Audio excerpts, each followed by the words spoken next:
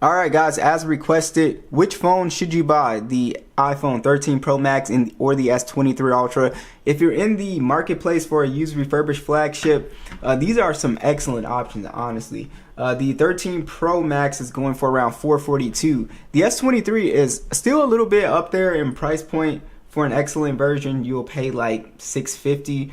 And then for a good version, you'll pay $545. So definitely a little bit up there in price. You will save a little bit of money if you do decide to go with the 13 Pro Max. They both have a matte finish, and they both have kind of different takes on design here. So the iPhone is a little bit more rounded on the corners here.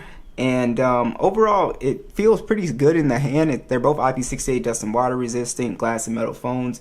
The S23 is a little bit more boxy, a little bit sharper on the palm here for sure. But they both have really good designs that have aged really well, especially these camera setups. They look pretty much identical to the newest phones out right now. Now, you do also have on the S23 here an S Pen. It's the Bluetooth S Pen, and you could use it just to simply navigate the phone. You could do digital artwork with, or you can use it to take pictures from a distance, use the air actions to skip songs. So it's a very handy little tool to have for sure. And you do have that mute switch on the iPhone, which is really nice. I really like that.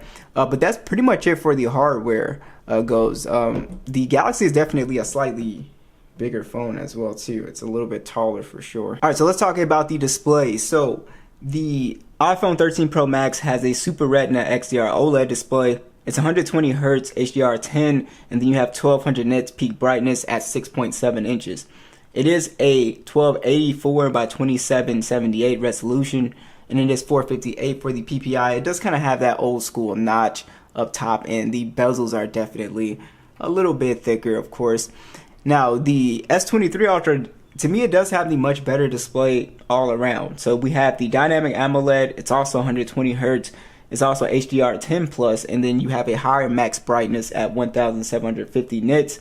It is a 6.8-inch 1440p panel at 500 for the PPI, and the colors just look a lot better to me. They're just a lot more vivid. I just like the more vivid look, and overall it's aesthetically more pleasing than the 13 Pro Max display as far as the design goes. But both displays are really good. They're both very smooth panels here, but the notch on the iPhone does make it look a little bit dated, and like I said, outdoors in direct sunlight, it's not going to do as good as the S23. So I would say you have very good displays on both phones, but if you're really into displays, I think the S23 Ultra is the the obvious winner here. And yeah, there's nothing wrong with the display on the 13 Pro Max. There is something that you may or may not like, but you do have a curved panel on the S23 Ultra as well.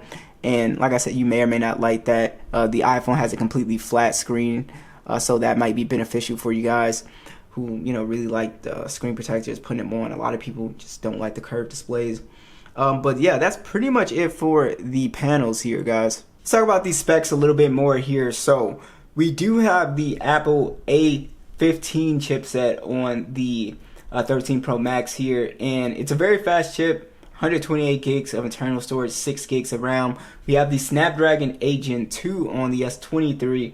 It is 256 gigs and 8 gigs of RAM.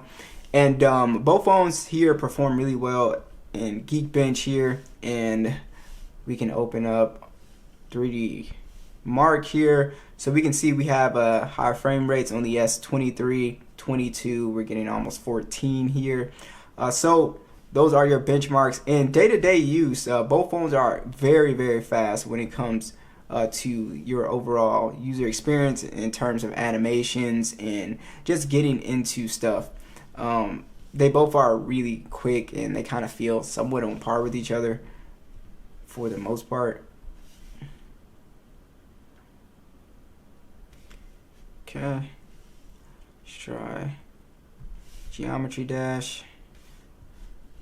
So you guys can see they're not really too far off. Like I said, performance is really good on both these phones.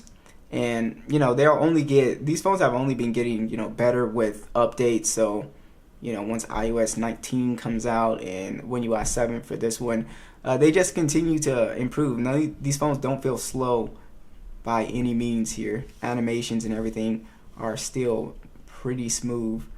Now let's try PUBG here. See which one gets into PUBG. And as far as gaming experience, these should roughly, be the same. Both phones are very, very good processors when it comes to gaming performance, even for my heavier users. So regardless of which phone you pick, you'll get some really good performance just in general. Here we got the iPhone. Got into that a little bit quicker. Both phones play games pretty much the same. They feel the same.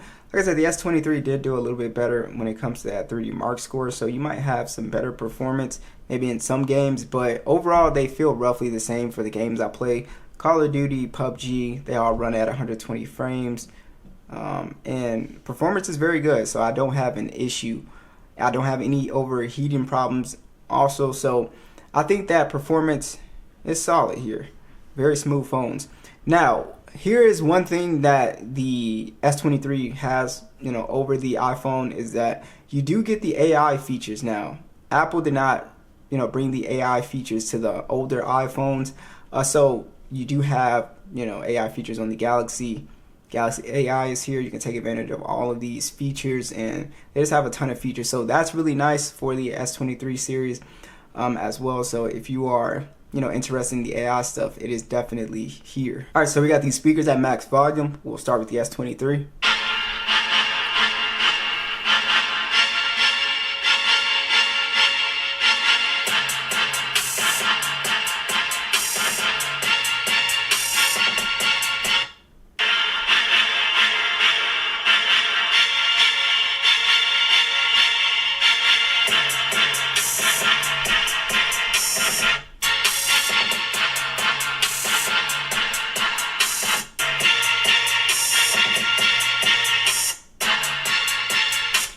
Alright, so both of these phones have really good speakers. The bass is just a little bit punchier on the iPhone. I do like the overall sound profile of the S23 a little bit more.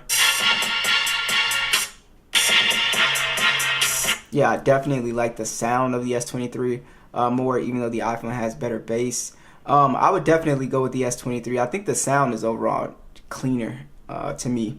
But like I said, they're both really good. So the advantage of going with an Android phone is that you do get two methods of unlocking. So you have your fingerprint scanner, which is very fast, and then you also can use your Face Unlock. The iPhone only gives you one method, and that is the Face ID, which works really well, have no issues, very secure.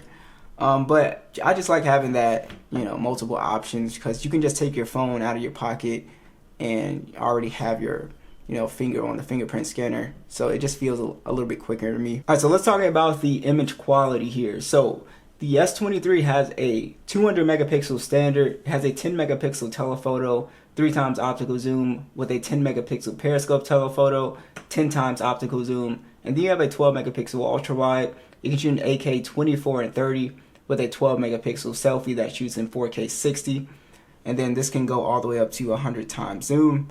iPhone has a 12 megapixel standard, a 12 megapixel telephoto, 3x optical. It can go up to 15 times, and then you also do have a 12 megapixel ultra wide that can shoot in 4K 60. The selfie camera is a 12 megapixel standard as well, and then it's a 4K 60 video.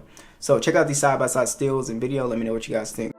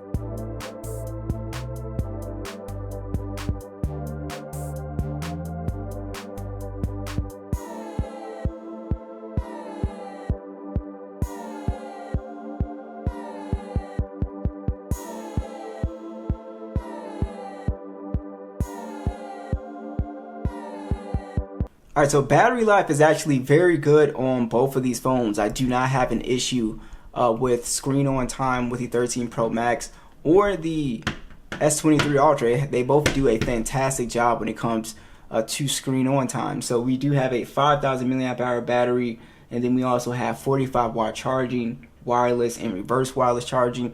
And the iPhone has a 4,352 milliamp hour battery. You do have your MagSafe capability on here at 15 watts, and then your standard wireless charging is 15 watts. So overall, the experience really comes down to what you're looking for. The S23 does have a much better display. You get the S Pen, you get the better zoom quality as well too. And with the iPhone, I mean, it's a little bit cheaper. It's, to me, it really stacks up you know, with the S23 as far as still having really good cameras, still really good battery, and the display is not bad on here. You still get good gaming performance.